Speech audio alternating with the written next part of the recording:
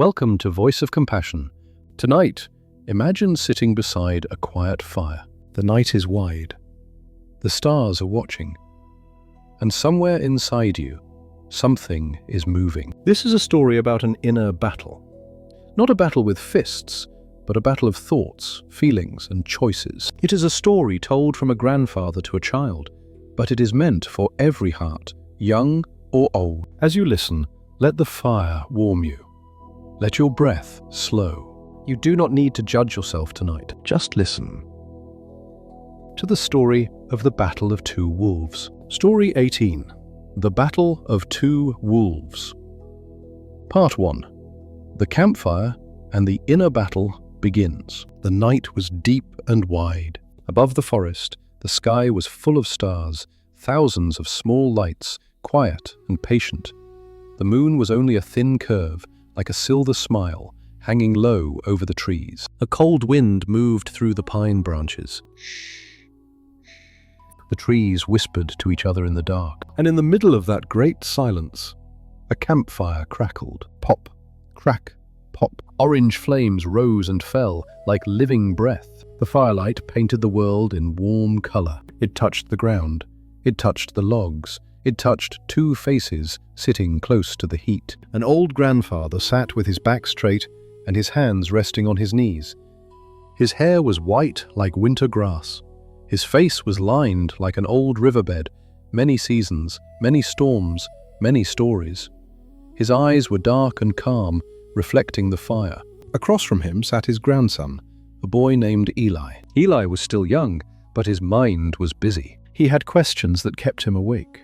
Questions that felt too big for his small chest. Tonight, Eli did not laugh like he usually did. He sat quietly, turning a stick in the dirt, watching sparks rise into the night. The grandfather noticed. He did not rush. He waited, like he always did, because wisdom knows this. Some questions need silence first. The fire popped again. A small shower of sparks flew upward, and for a moment, they looked like tiny glowing insects dancing in the air. Eli's eyes followed them. Then his voice came out softly. "Grandfather," he said. The old man lifted his gaze. "Yes, my boy?" Eli hesitated. He looked at the fire. He could see shapes in the flames, dark and bright, twisting, moving. Sometimes the shadows on the trees looked like animals, sometimes like wolves. Eli swallowed. "Today, I got so angry," he said. The grandfather did not judge. He only nodded once. Slow. Eli's voice shook with shame. "My friend took my knife," he said. "He said it was his. He lied. And everyone laughed. I felt small. And I wanted to hurt him. Not with my hands, but with words. With hate." Eli's fists tightened around the stick. I wanted to shout. I wanted to make him feel pain like I felt pain. He lowered his head. But then I felt bad, because I also wanted to be good. I wanted to forgive, but I couldn't. It felt like two parts of me were fighting. The grandfather watched the boy with soft eyes. He leaned forward slightly and added another log to the fire. The flames rose higher. The shadows jumped and danced on the trees. Eli stared into the moving light, breathing slowly. The old man spoke at last, in a voice low and warm. "My grandson," he said, "what you felt is not strange." Eli looked up. "It isn't?" he asked. The grandfather shook his head gently. "No," he said. "It is human." He lifted his hand and pointed to Eli's chest. "Inside you," he said softly, "there is a battle." Eli's eyes widened. "A battle?" he whispered. The grandfather nodded. "A battle that happens inside every person," he said. "Every day, every night. Even in old hearts like mine." Eli stared, surprised. "Even you?" he asked. The grandfather's mouth curved into a small smile. "Yes," he said. "Even me." He looked into the fire as if the flames held memories. Then he spoke again, slowly, like telling a sacred story. "Inside each of us," he said, "there are two wolves." Eli felt a chill go through him. The wind whispered again through the trees. The fire crackled. Pop. Crack. Two wolves. Eli looked at the shadows dancing behind the flames. For a moment he could almost see them. two shapes moving in the dark. The grandfather continued, calm and steady. One wolf is dark, he said. It is made of anger, of jealousy, of greed, of fear, of pride, of blame. Eli's stomach tightened, because those words felt familiar. The grandfather's voice was quiet but strong. This wolf whispers, he said. They hurt you. Hurt them back. You are not enough. Prove yourself. The world is unfair. Take what you can.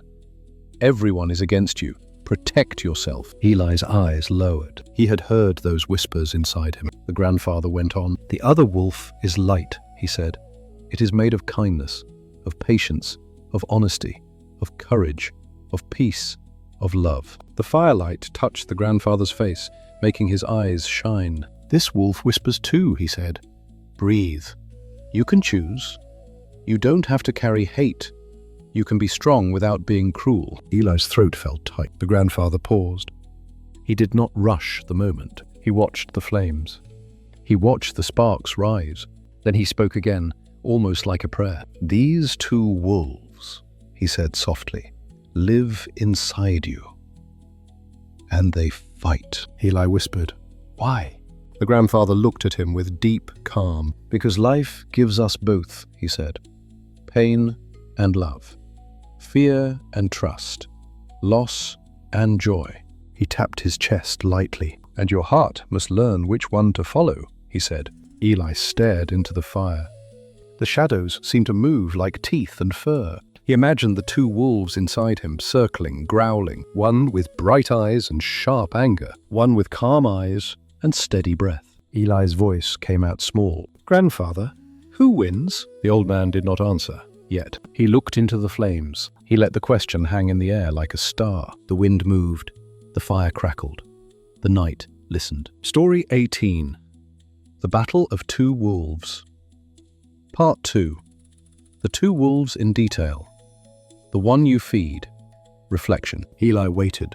His question floated between them like smoke. Grandfather, who wins? The old man kept his eyes on the fire. The flames moved slowly now, as if they were thinking too. Pop.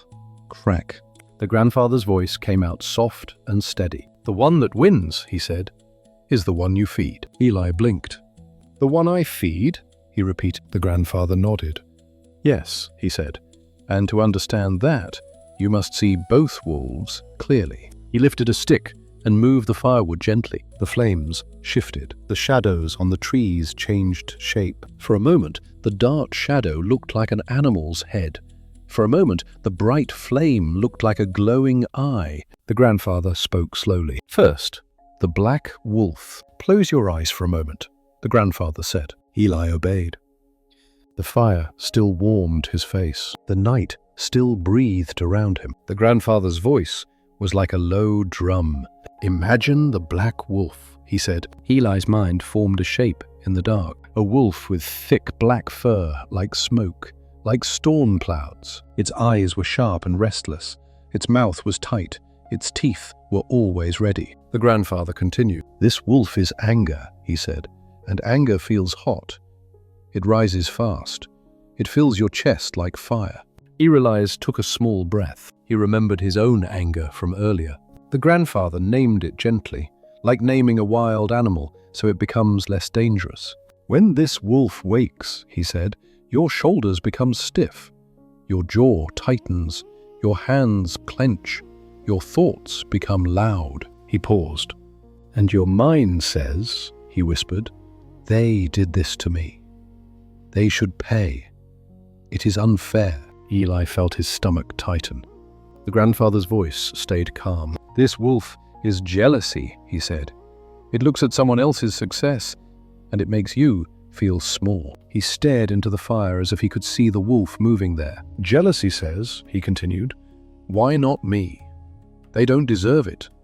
Life is cheating me. Eli opened his eyes slightly, then closed them again. He could hear the truth in those words. The grandfather went on.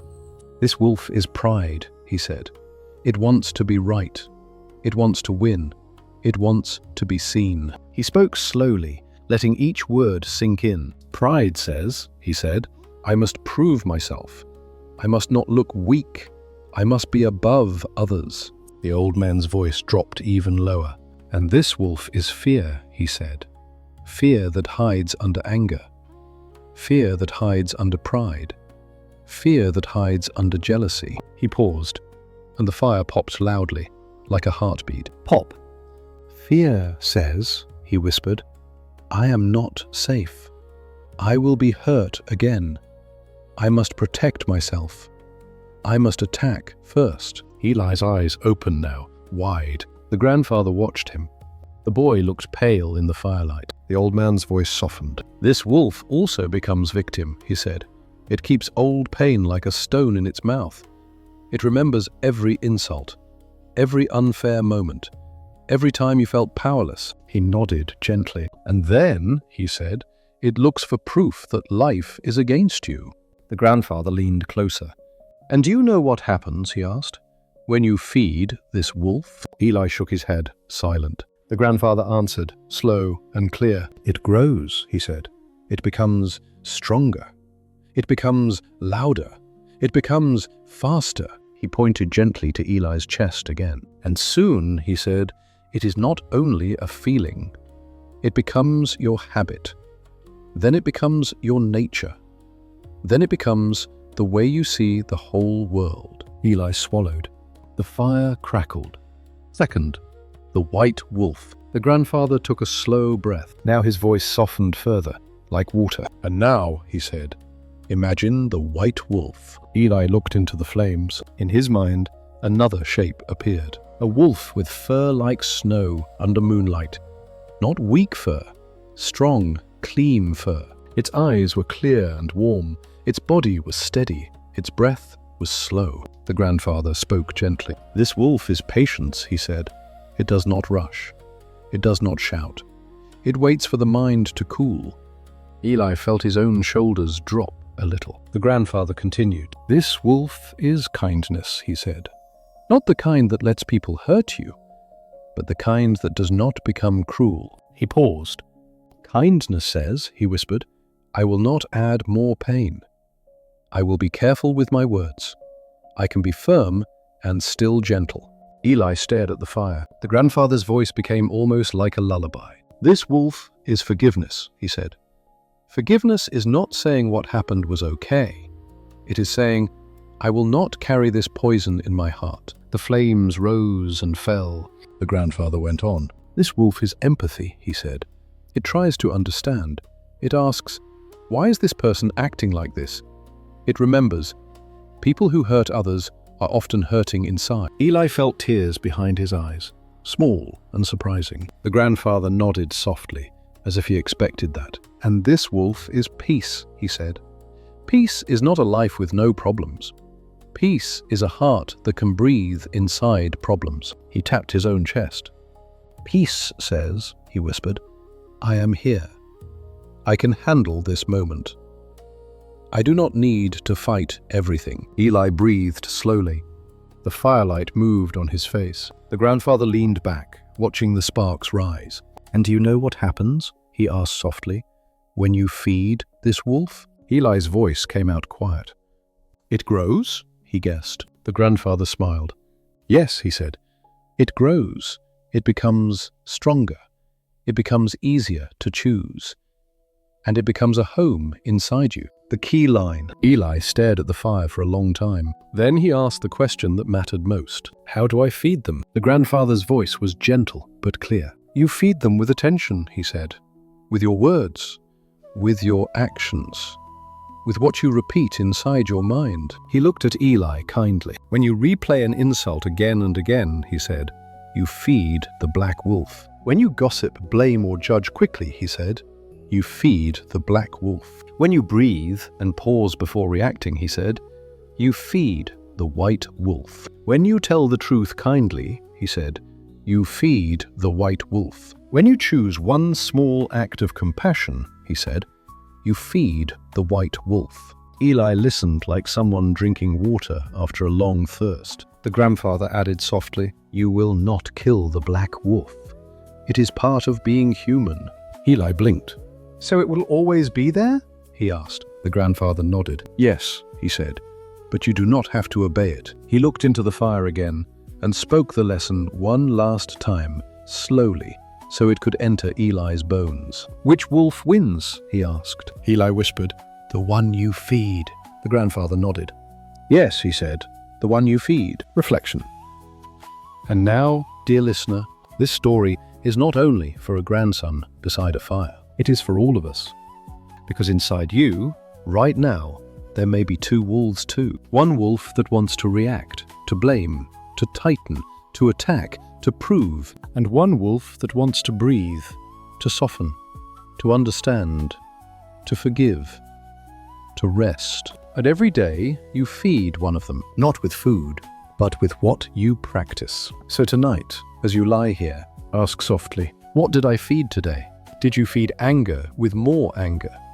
Did you feed fear with more fear? Or did you feed peace, even a little? Because even one gentle breath is food for the white wolf. Even one pause, even one kind thought, even one small forgiveness. And if you made mistakes today, that is okay. You can begin again. The fire can be rebuilt. The wolf can be fed differently. Rest now. Let the night be wide and safe. And feed the part of you that brings peace, slowly, quietly, one breath at a time. The end. The fire grows quiet. The night remains. And the two wolves are still inside you. They will always be there. One asking you to react, to tighten, to protect with anger. The other inviting you to breathe, to soften, to choose peace. Neither wolf disappears, but every moment you choose which one you feed. As you drift toward sleep or gently return to your day, remember this: you feed your inner world with attention, with words, with small choices. Even one pause is food for the white wolf. Even one kind thought, even one gentle breath. If today was difficult, that is okay. You can begin again in the next moment. Thank you for sitting by the fire with voice of compassion. Breathe in calm. Breathe out tension. Rest well.